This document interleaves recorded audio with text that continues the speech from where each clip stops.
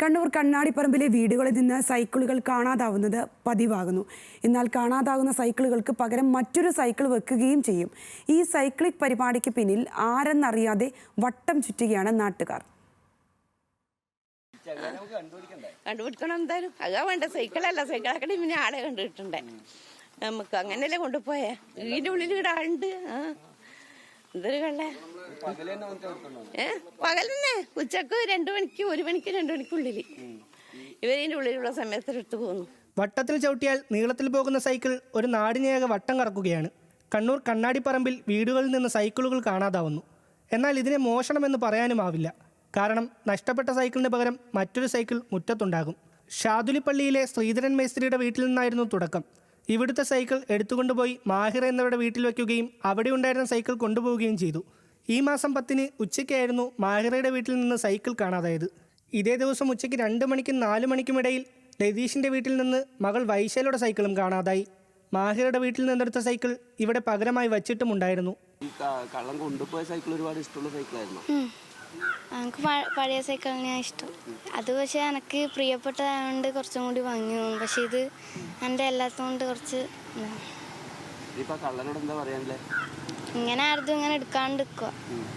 സംഭവം WhatsApp group വഴി Latheesh പ്രചരിപ്പിച്ചതോടെ വൈശാലിയുടെ cycle കോളച്ചേരി പഞ്ചായത്തിലെ പള്ളിപ്പുറത്തുണ്ടെന്ന് വിവരം ലഭിച്ചു.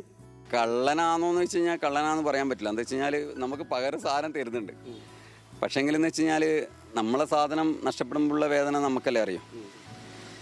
അത് അതിനകത്തിൻ്റെ ഏറ്റവും വലിയ പ്രശ്നം എന്താ വെച്ച് കഴിഞ്ഞാൽ സൈക്കിൾ എന്നുള്ളതല്ല, ഒരു വീട്ടിൽ സാധനം വേറെ വീട്ടിൽ വരുമ്പോൾ എന്ന് വെച്ച് കഴിഞ്ഞാൽ നമ്മൾ കള്ളനായി.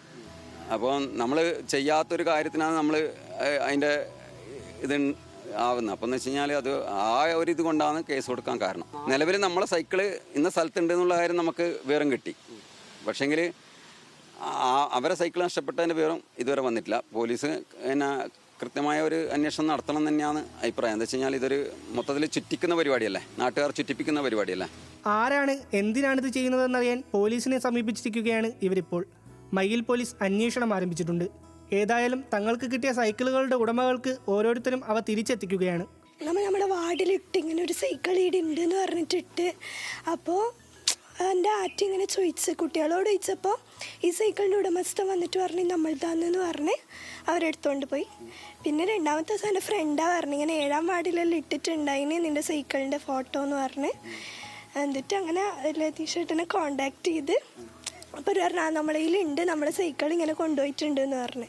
വൈശാലിയുടെ സൈക്കിൾ കൊണ്ടുവച്ച പള്ളിപ്പറമ്പിലെ വീട്ടിൽ നിന്നും സൈക്കിൾ കാണാതായിട്ടുണ്ട്. പകരം ഇതുവരെയും ഇവിടെ സൈക്കിൾ കിട്ടിയിട്ടില്ല. വൈശാലിൻ്റെ സൈക്കിൾ ഞാൻ കൊടുത്തിട്ടുണ്ട്. എന്നിട്ട് എൻ്റെ സൈക്കിൾ എനിക്ക് കിട്ടിയിട്ടില്ല. ഞാൻ എവിടേക്ക് കൊണ്ടുപോകണതാണ്. അത് കിട്ടണമെന്നുണ്ട്. കുറേ സ്ഥലത്ത് പോയി അന്വേഷിച്ചിന് കിട്ടിയിട്ടില്ല. പക്ഷെ ഈ സൈക്കിൾ എവിടെ കൊണ്ടുവച്ചു എന്നാണ് ഇനി അറിയേണ്ടത്. അവിടെയും ഈ രീതി ആവർത്തിച്ച് ചുറ്റിക്കൽ തുടരുകയാണോ എന്നും അറിയണം. ന്യൂസ് മലയാളം, കണ്ണൂർ.